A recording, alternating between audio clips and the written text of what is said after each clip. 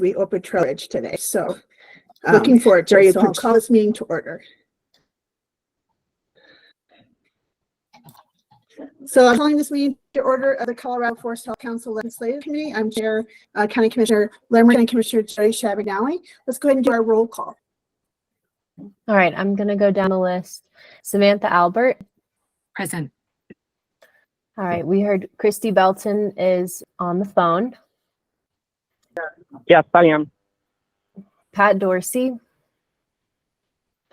Director Matt McCombs or designee. Okay, we got James Lucero. Katie McGrath Novak is excused. Commissioner Jody Shattuck McNally. Here. See her there. Mark Morgan. Here. Julie Stencil. Here. And Sylvan White Skunk. So we do have quorum, which is great. Oh, and you're on mute, Jody. Thank you. Yes, we're all traveling today, so I appreciate everyone being here. So we have anybody have any changes or corrections or questions about the minutes from 5/19 just a week ago? If not, I will welcome a motion to approve the minutes. So moved. Do I have a second? Great. All those in favor? Aye. Aye. Aye. Awesome. Okay. In the interest of time, I'm going to save the photos from the bill signing for another day because I know Christy has to leave and I have to, if I don't get on the van, I gotta drive myself up there by myself and with timed entry. And I love Trail Ridge, but I don't like driving it, especially with lots of people on the road. So let's go ahead and move on to our guest speaker, Dr. Kirk Mackes. Did I correct that? I'm always worried I'm pronouncing people's names wrong. Can you correct me if I'm Mackes.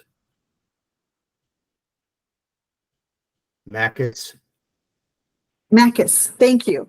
Thank you. Someone else has just joined us, or is that? Hey, this is Angela Bogue on the phone. Oh, hi, Angela. We're just getting started with the presentation from about biomass from Dr. Kirk Mackes from Colorado State Forest Service. So Dr. Mackes, if you want to go ahead and proceed, we appreciate it. We probably have 20 minutes. And so, Okay. yeah, that'd be great. Is that enough time? We're just trying to, okay, great. Thank you. So please proceed. Is it possible to share my screen? Yes, let me give you those permissions. I need to change one thing.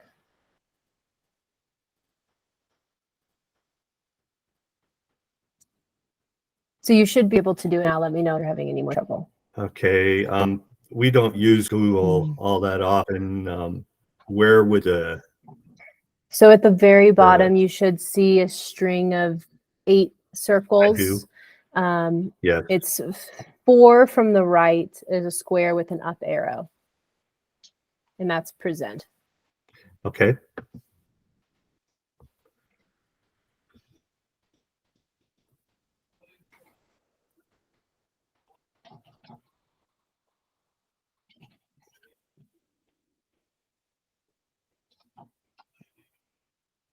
Am I sharing my screen at this point?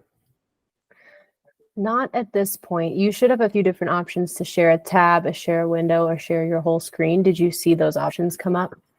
I did. Let me see. Let's try this again.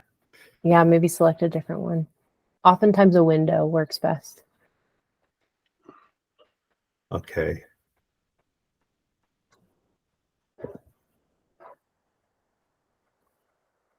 There it goes. Great, we see it. Okay.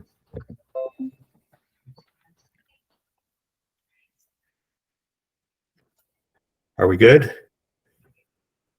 Yes. We're good. Very good.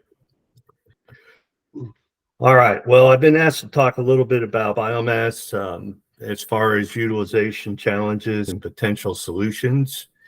And obviously with about 10 to 15 minutes, it's how you capture that is a bit of a challenge in and of itself.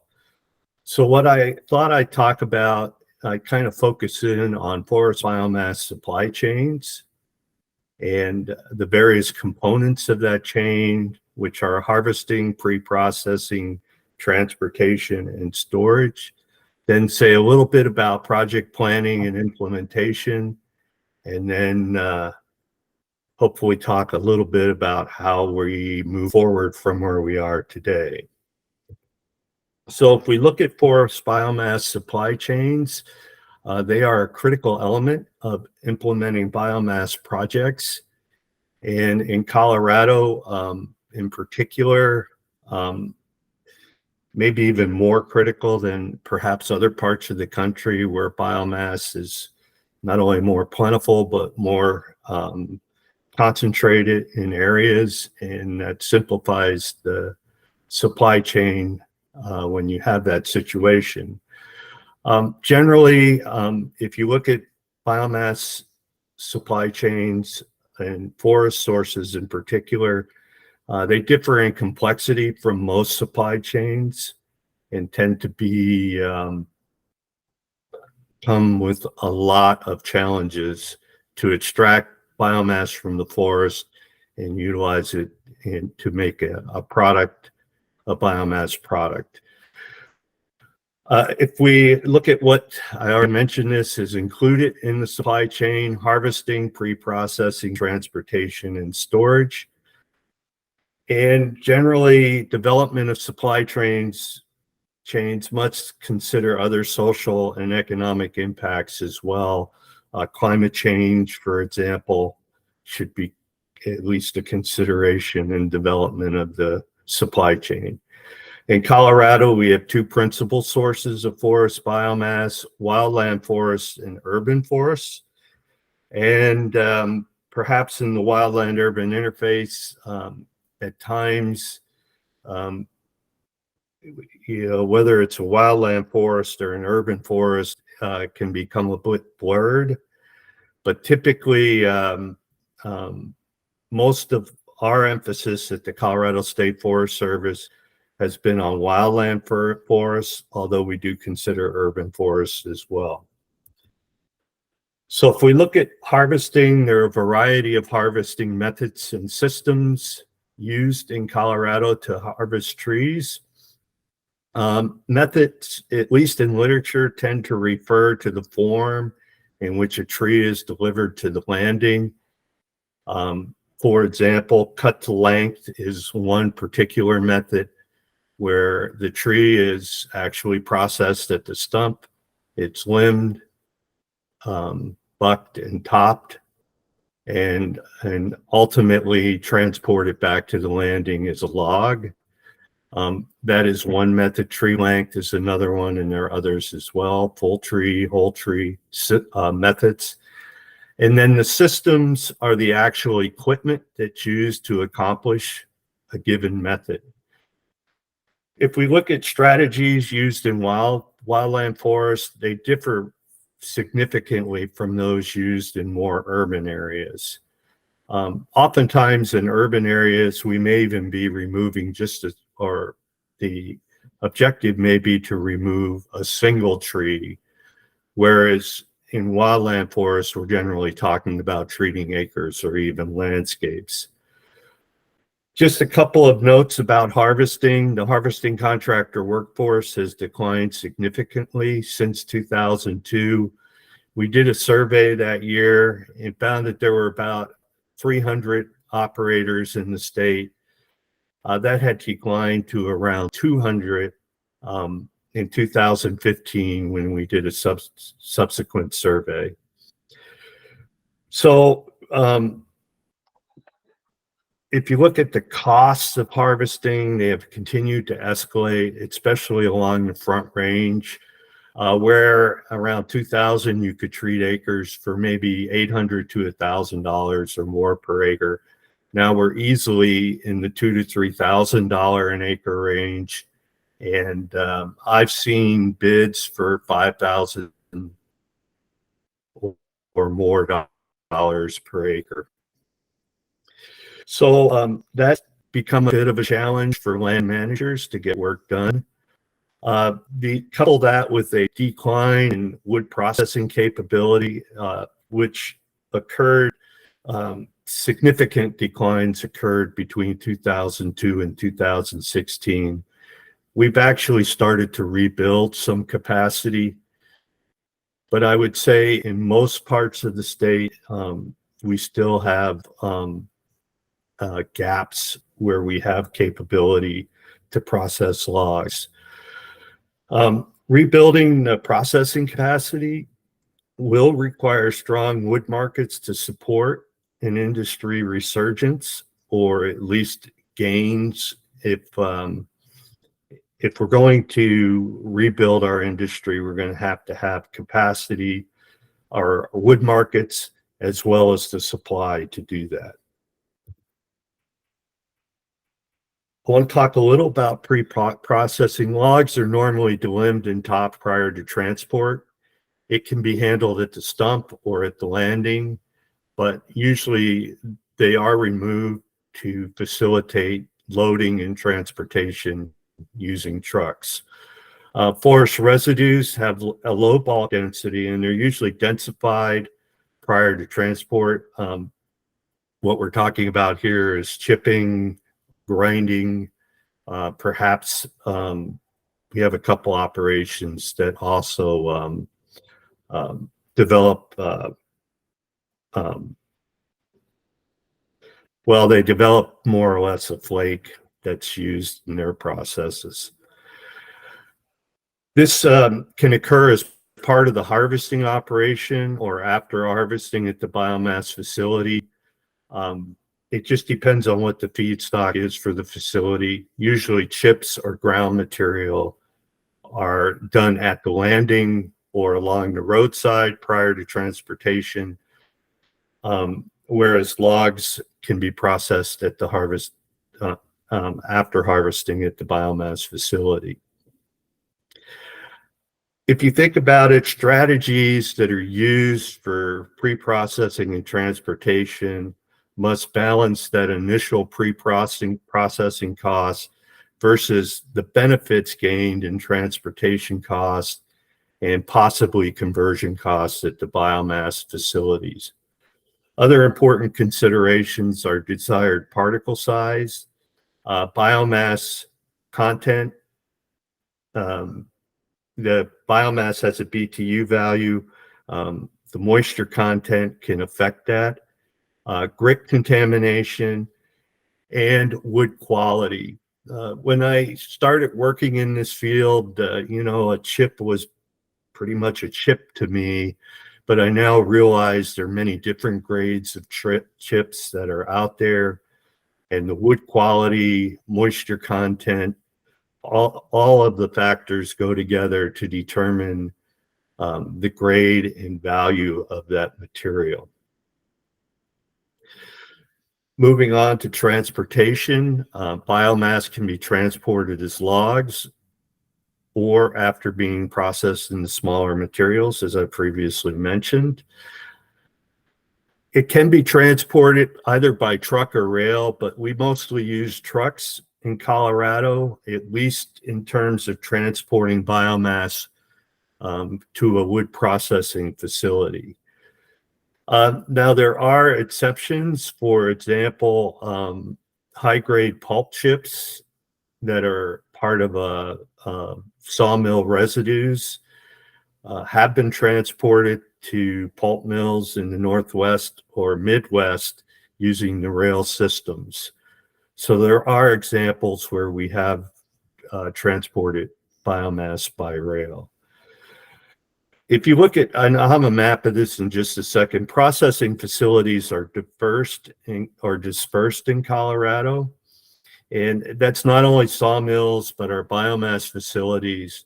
And this often results in longer haul distances than are typical in other parts of the country.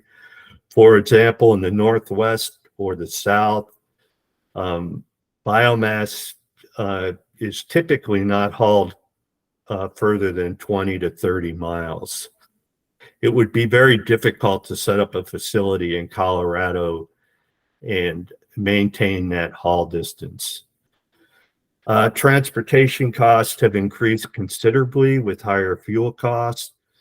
And there's also a bit of a workforce issue as well, a shortage of truck drivers. So those are some of the considerations in terms of transportation. So this is the map of sawmills in Colorado. This is taken from the 2020 Forest Action Plan. And if you look at it, you can see our mills are really spread out. They're dispersed throughout the state. But the haul distance that we're looking at to these mills, for example, the Montrose Mill, they're looking at haul distances of up to 100 or even 150 miles. And at times they'll even go out further than that. That becomes a real issue with biomass when we're talking about lower value products. And it's a challenge that we will have to overcome in order to increase utilization. Storage is the last component.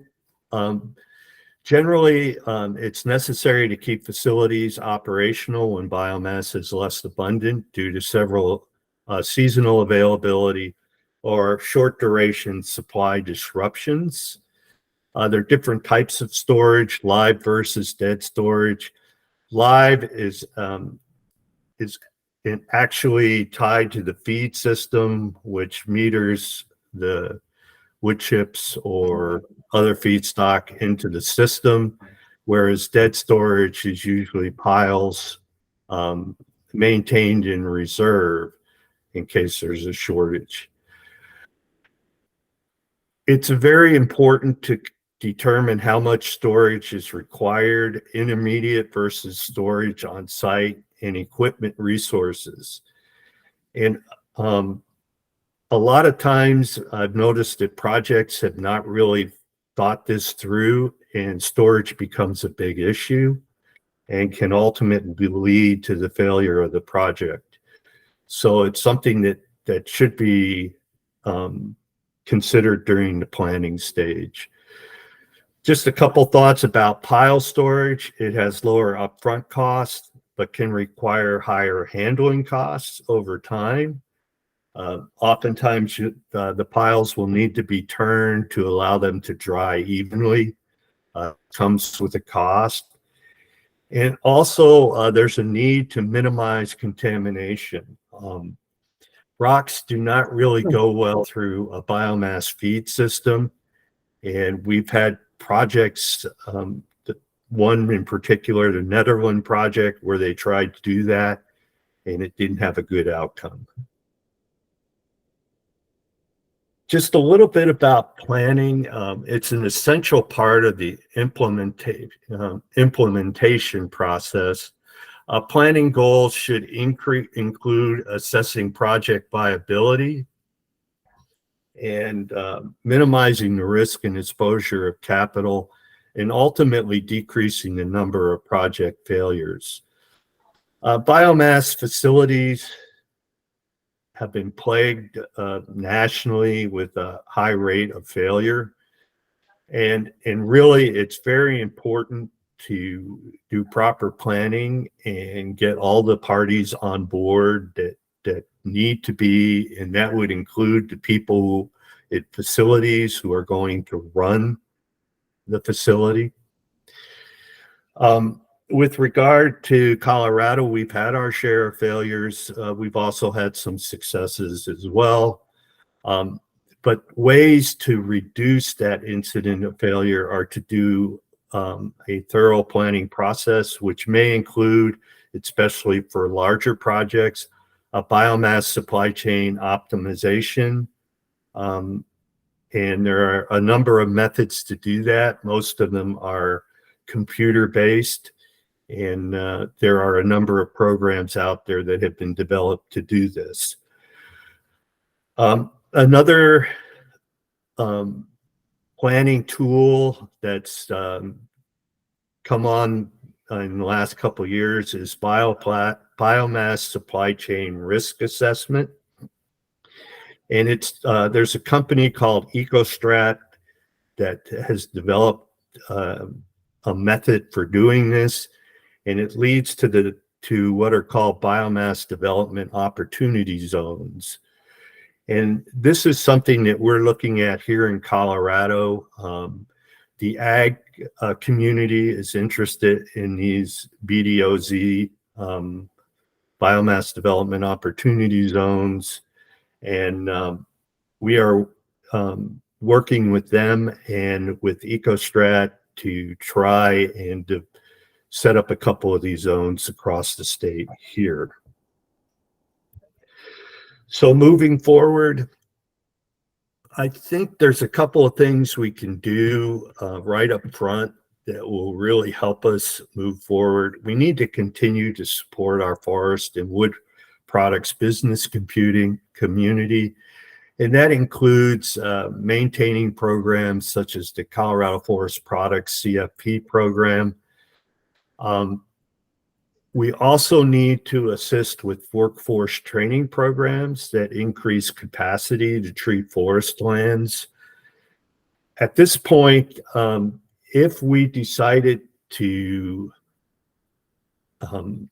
really try to tackle the problems we have in our forests on a landscape scale, we likely do not have the workforce that is necessary to get the job done. In addition to losing capacity, the workforce that we do have that's still in the business is aging, and it's not really being replaced with younger workers, or especially at the management level within our logging companies. And I think Mark can speak to that better than I can, but it's certainly something that we need to address. We're conducting a fuel wood survey, and we hope to have that completed this later. Well, it's pretty much late spring now. I would say summer 2023. If you look at the number of EPA stoves that are being utilized in Colorado, we're seeing a dramatic increase. And we're trying to get a handle on what that means. Anecdotally, I can notice it in talking to our industry. Right now, firewood markets seem very strong, and the prices for firewood in the $200 to $400 a cord range can cover a significant amount of the cost of extracting that resource from the forest. So if we can increase the number of EPA approved stoves, wood burning appliances that we have in Colorado, and do it without significant increases in air emissions, I look on that as a way to treat acres at a very low cost in terms of landowner expense. I'm currently developing a stewardship project worksheet for our field foresters at the Colorado State Forest Service that includes applications for biomass utilization.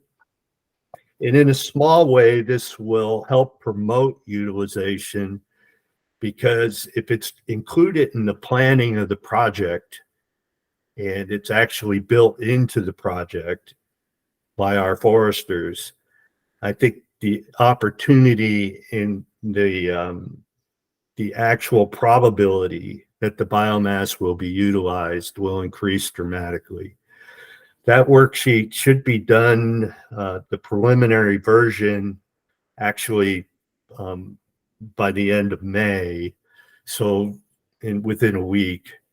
And then it will go through an evaluation process and should be available to our field foresters by the fall of 2023. We still need to continue emphasizing CSF grant programs that promote utilization, and then ultimately the completion of the statewide biomass assessment. A lot of what we have in this presentation came from Section 5. If I had to put a percentage on it, I'd say we're about 50 to 60% done. We will begin the review process. We'll probably evaluate it by sections. That will probably start in June. We'll hopefully have it all wrapped up by the fall of 2023. So with that, hopefully I didn't go too much over time. If there are any questions, I'll take them, and I will also get out of this. And Thank you. stop Thank there. you. Thank you, Dr. Makis. This was great presentation. Lots of information there. Anybody have some questions?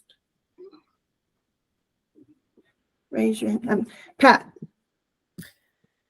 Yeah, I was just wondering, we hear a lot about biochar, and I joined your presentation a little bit late, but I didn't hear too much about it. What's the potential to add that as one of our biomass opportunities?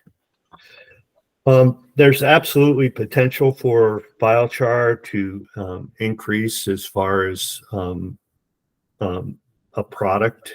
The markets seem to be improving.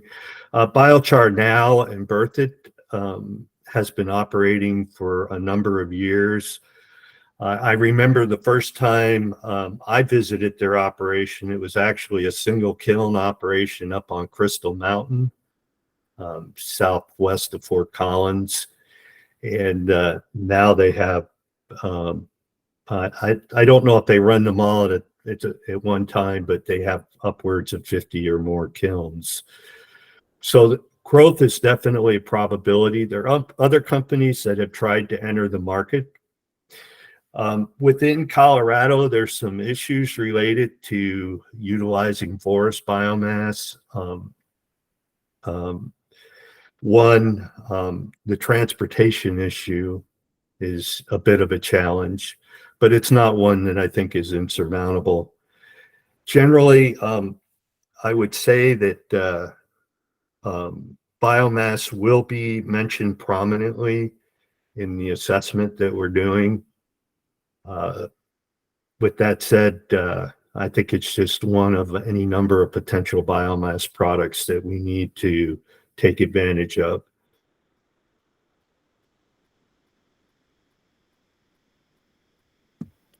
Thank you. I turned my camera off. I'm having some network difficulties. Mr. Morgan. I hope I answered your question. She says yes. Mr. Morgan. Okay. Dr. Makis, Yes. do you think, or do you guys have a handle on, I think that the strong fuel wood market right now is in direct relation to the really high fossil fuels market. Do you think if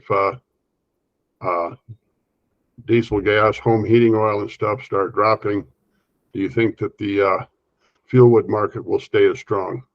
I think there's a relationship there that's, from what we get from our customers, that's what's driving it. I would agree with that. Historically, if you look at it, fuel wood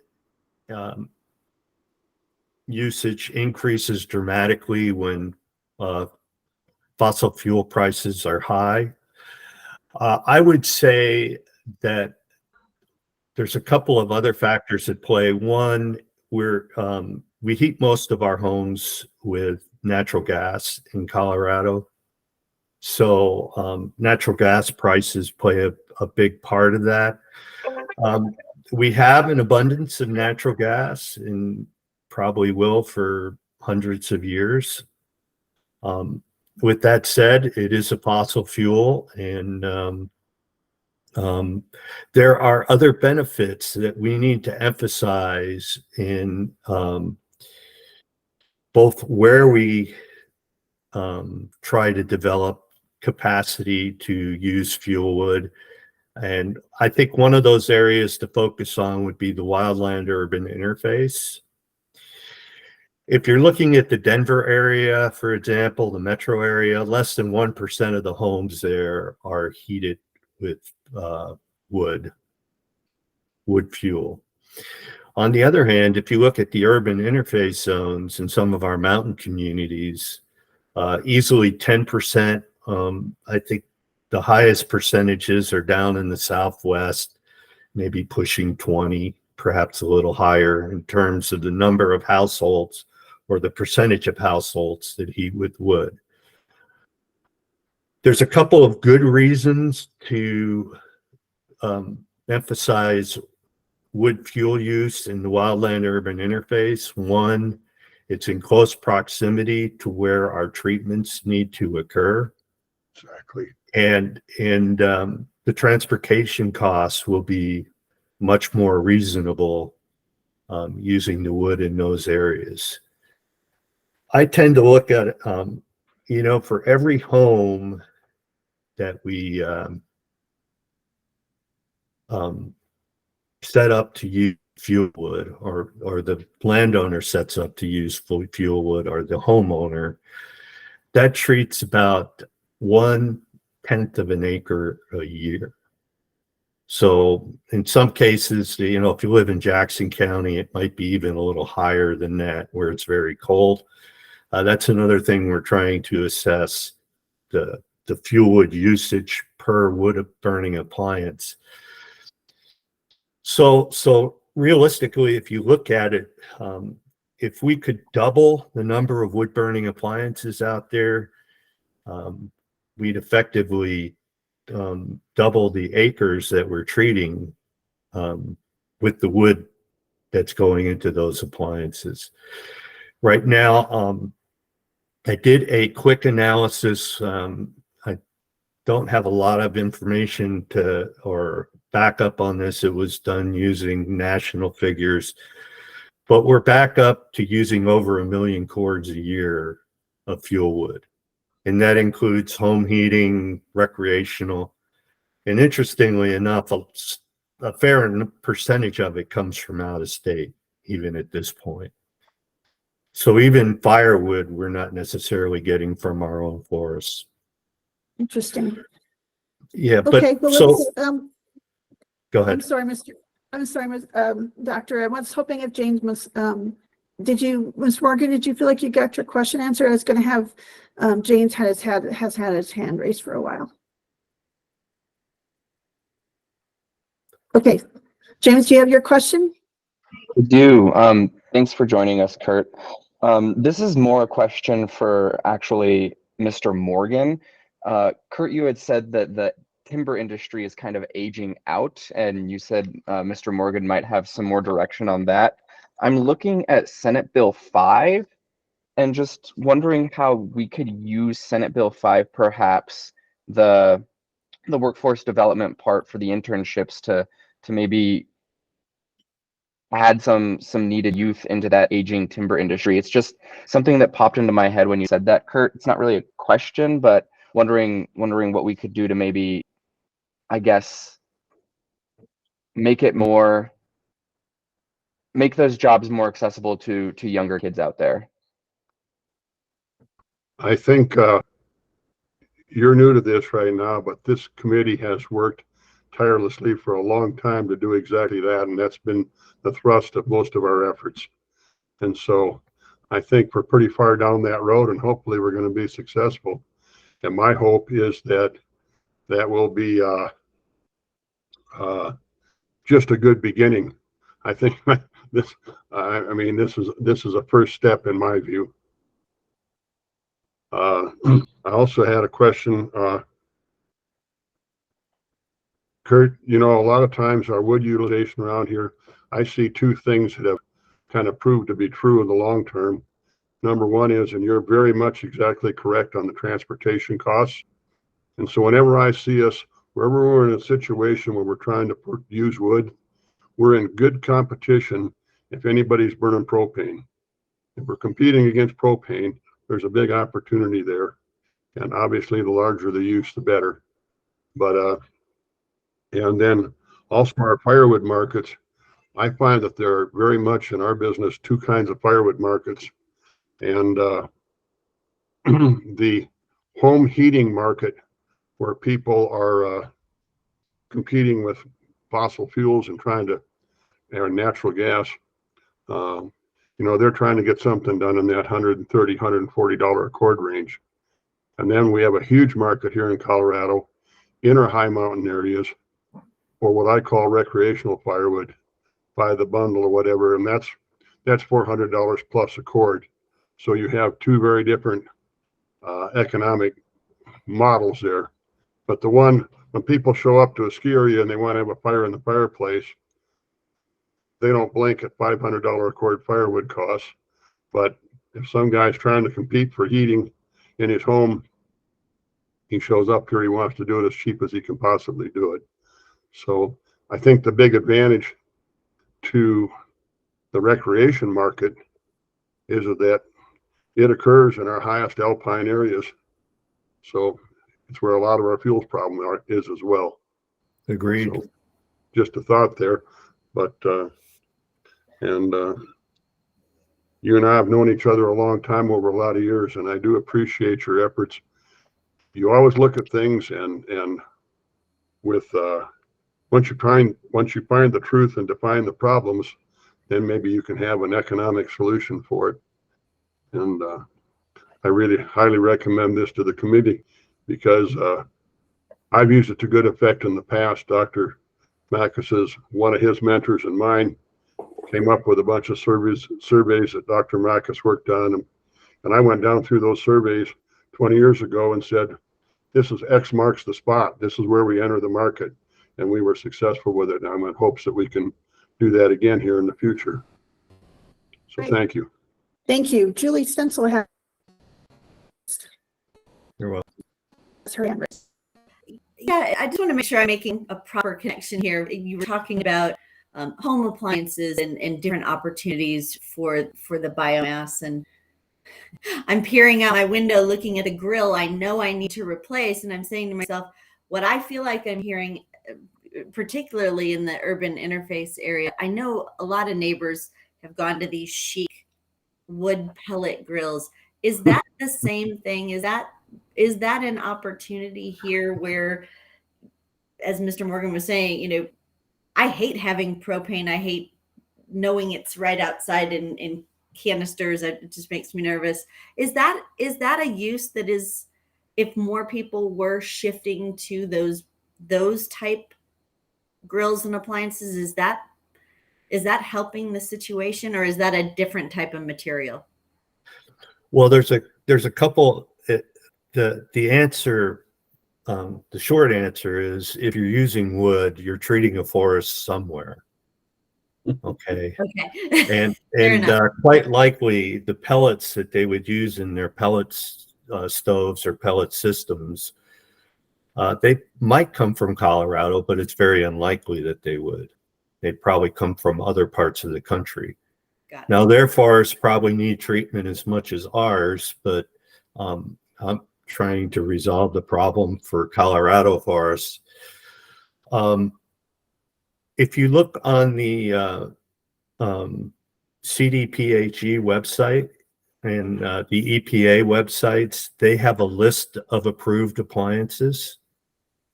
And you'll be surprised how many there are. And we need to figure out how to promote use of those types of appliances where it makes sense. So that's where I would start. I don't know. I know there have been incentives in the past. I think if we explain to people why this is a positive step for the state, and it's not just a money economic one, that these catastrophic wildfires come with a very high cost. These high intensity, uncharacteristically fires are very expensive in terms of state, federal, and even private landowners that are affected by them. So anything we can do those is a very positive step forward. So I think we need to emphasize that in any sort of promotion, increase use of these tools or appliances. Mr. Morgan. One other comment, in using biomass, transportation is huge. So for example, in our state right now, down at Montrose, they've added a whole new cogen down there for the Montrose mill, the biggest mill in the state. And so, oftentimes, Julie, you get pellets are made from a lot of the byproducts that are generated at the sawmill. So a lot of the pellets in this area come from Spearfish, South Dakota. That's a real, it's Nyman Enterprises again, same as our big mill down in Montrose. So a lot of the pellets come in that are marketed in this area come from there. But Nyman's committing to a cogen plant. Sawmills also use a great deal of electrical energy, and they use a great deal of heat to dry their lumber. So when they're generating their own power and their own heat at their own facility, and that material already rode the two-by-four to town, that takes a big portion of material off the market that could then be backfilled. So opportunities for cogen is a real, I think that's going to be a real game changer. And as Dr. Mack has just said, right now, he's trying to solve Colorado, but I think that's a huge step right there. And a successful pellet operation, that's a tough one to do because pellets, the big driving thing for pellets truly is still the European market. It kind of adds and so most of your successful pellet mills in the United States or pellet plants, they have a pipe that goes in a boat somewhere. And we're kind of landlocked here in Colorado, and that makes it, that adds a different marketing dimension, but it's not impossible here. And as you get used to it elsewhere, then it leaves a gap here. So it's just a thought. Okay, so I'm going to wrap this up. Dr. Mackus, I Okay. hate to cut you short, but we're out of time and I have to head out here in a moment or I'm going to miss my bus. So, but I think if what we can do, if you have further questions, would you be open if people have further questions and we could email them to you? Absolutely. Great. And I appreciate your time today. And I know it's kind of last minute, so we're kind of moving really quick right now, trying to get some information and try to form our thoughts on our next steps. So really grateful for your expertise and being part of our conversation today. I want to say a big thank you. So appreciate it very much. Thank you. Okay. So that was a presentation. So I feel like the next item was talking about our priorities, Forest Health Council priorities. I think, Courtney, do you have those ready to pull up real quick? Yeah, so it was actually the Forest Collaborative priorities. Oh, priorities, and okay. if we don't have time, we can just look at them via email. I can pull them up really quick though. Yeah, let's look at them Katie. versus email because I'm going to have to let you guys think. But Courtney and I are working on our next meeting for next week. How about we chew on this? This is a lot of information. I'm afraid if we start another topic, I'm going to have to just leave the meeting anyway. And we're right about 9:20. And so why don't we all kind of digest what we learned today? Let's look at those Forest Collaborative Networks priorities. And then Courtney and I are working on our other speakers for next week. And then let's plan, if everyone's okay, maybe going 15 minutes longer next week just to kind of crank through it since we're not meeting on the 16th. Would that be okay? And if you can't stay the full 15, that's okay too. Cool? All right. Any other? I'll be out of town next week. All right, Pat. Well, we'll get you the information in the minutes as soon as possible. Please, why don't you coordinate with any thoughts, questions? And I think this would be a good place to stop here. Everyone's okay with that. Okay. I will take a motion to adjourn. I'll make a motion. Is there a second? Great. Hey, everyone, have a great holiday weekend. Thanks And we'll all. see you on the 2nd next week. And have a great one. Take care. Bye. Thanks, everyone. You too. Good to see you again, Kurt.